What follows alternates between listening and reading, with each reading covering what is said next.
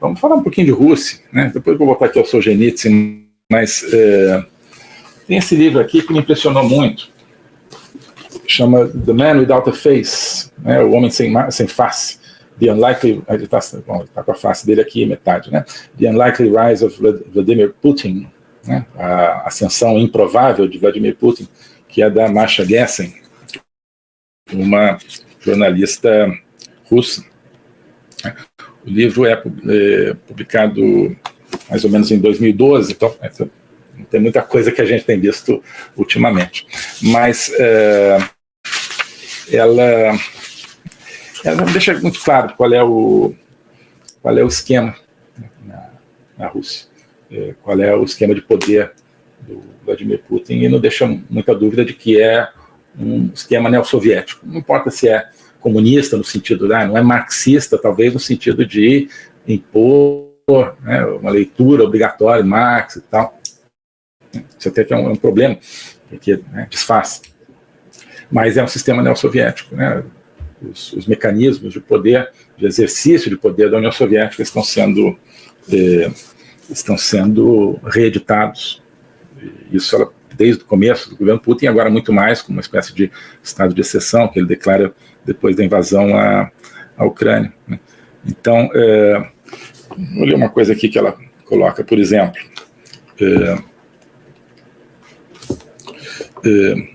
Ela diz o seguinte: o sistema, basicamente, ele é baseado no roubo, tá? O Putin e o seu entorno, eles sofrem de pleonexia, que é, segundo ela, o desejo insaciável de ter aquilo que é dos outros, né? Eu diria, né? O desejo de roubar.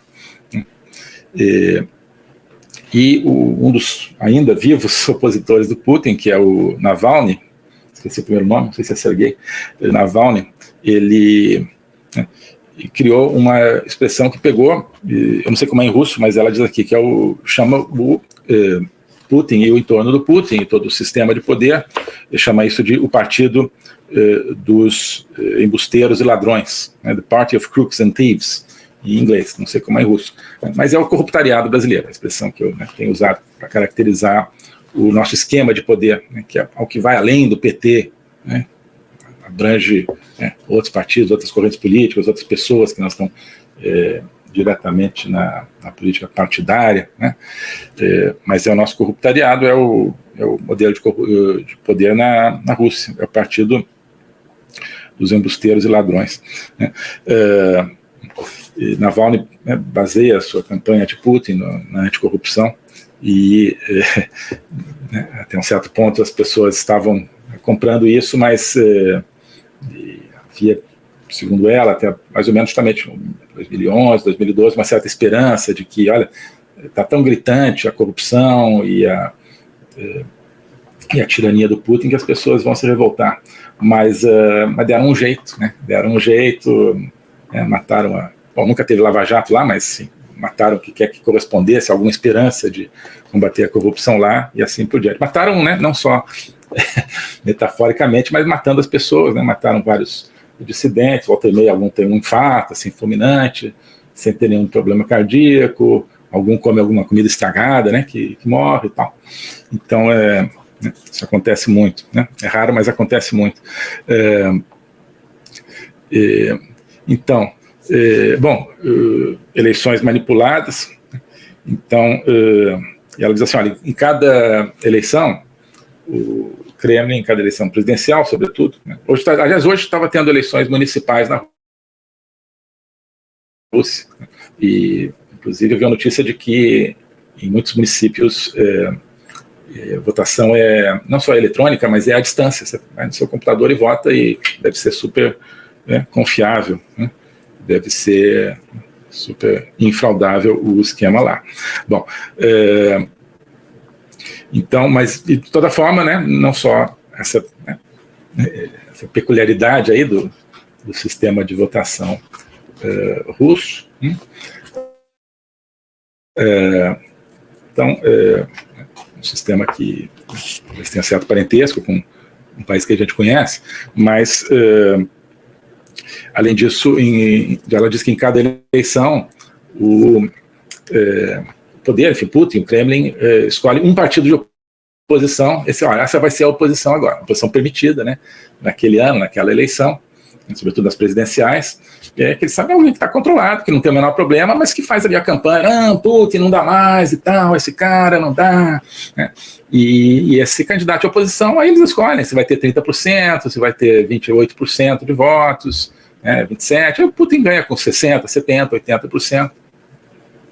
Tem outros candidatos ali com 2 ou 3, que também são todos escolhidos, né? Ela conta várias histórias de pessoas que, né, tentaram, então, se apresentar como candidato independente e, né, sofreram todo tipo de ameaça, intimidação. Um deles, o Garry Kasparov, o grande enxadrista, campeão mundial de xadrez, que tentou se colocar como uma alternativa de poder ao Putin e, enfim, né, e viu que não ia dar, porque não, né, todas as condições de fazer uma campanha minimamente limpa, minimamente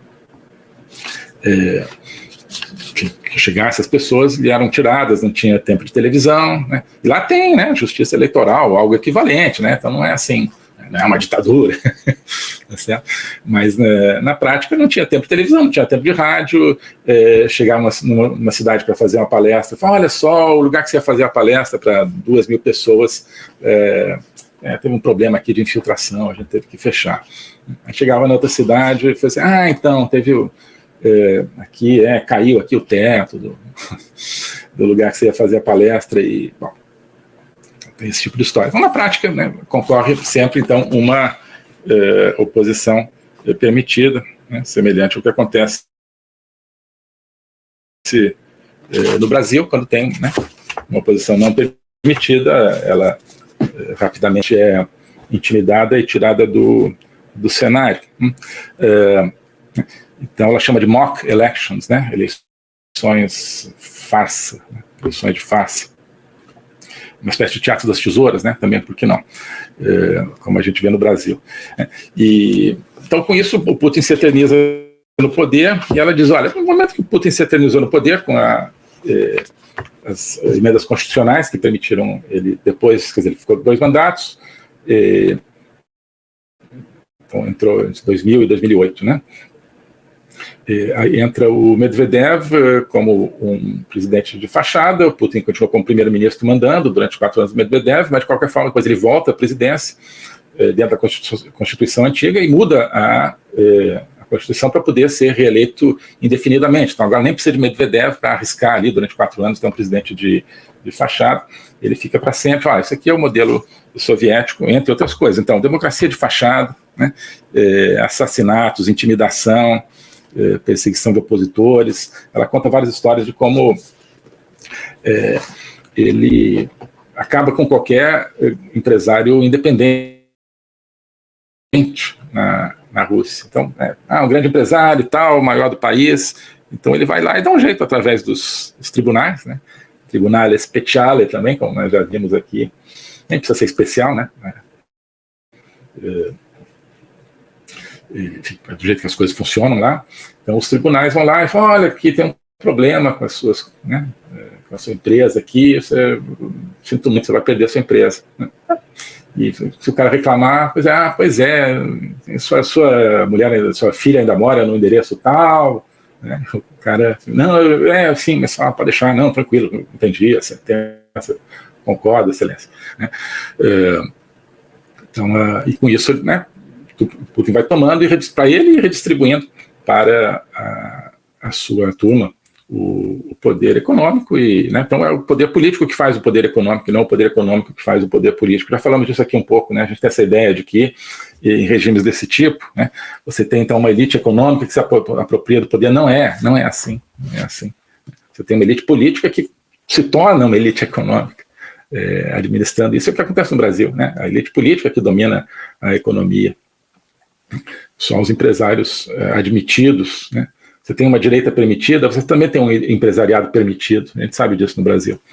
Esse empresariado permitido é aquele que prospera graças aos seus laços com a bandidagem política. o empresariado não permitido, enfim, né, dono da Havan, por exemplo, né, resolve não fazer negócio sem estar no esquema, né, sofre aquilo que sofre. Então, no Brasil só tem, né, a grande empresa só tem empresariado permitido. A pequena empresa vai acabar mesmo com as regras tributárias e tudo isso. Então, você cria um modelo de oligarquia econômica bastante semelhante ao da Rússia, né? Por isso também, né, tanta simpatia aí recíproca, talvez, não é simplesmente assim, porque eu gosto de vodka, né? Porque também gostam de vodka, né? Mas é porque gostam, né? Gostam bastante, e de outras bebidas caras aí, mas é porque o sistema é semelhante. Bom, então ela diz, né? Então, o sistema da União Soviética, esse aqui é uma autora que não é de esquerda, visivelmente, tá? No sentido, né, que a gente daria, qualquer sentido que a gente daria à esquerda. Então, é um bando de teóricos da conspiração, de extrema-direita, que vê comunismo em tudo. Não, né? Um autor de esquerda liberal, digamos, que diz, olha, a transformação da Rússia de novo, numa União Soviética, se completou em 2011, segundo ela, com a nova regra de reeleição indefinida do Putin. Tá? E, enfim, até antes disso, mas quando ele volta ao poder depois do Medvedev, já tendo estado desde sempre no poder. Então é um sistema assim, um controle da mídia, né? Adquiriram de uma maneira ou de outra, expulsaram toda a mídia independente, quer dizer, confiscaram de uma maneira ou de outra a propriedade de qualquer canal de mídia independente ou de mídia de oposição, né, com todos esses mecanismos de intimidação fiscal, intimidação enfim, armada, intimidação através de mecanismos de pressão à família, tudo isso. Então, tinha ali uma grande televisão, um cara que é contra o Putin, daqui a pouco não é. Um grande jornal, daqui a pouco não é. Vai lá, está com um amigo agora. Isso, né, acontece em toda a Rússia hoje. Então, eles têm, segundo ela, o monopólio da votação, né, assim, do processo de votação, e o monopólio da mídia, né, e o monopólio econômico também, que ela não fala, mas nesse mesmo momento em que ela diz isso, mas é algo também semelhante ao que acontece no Brasil, né?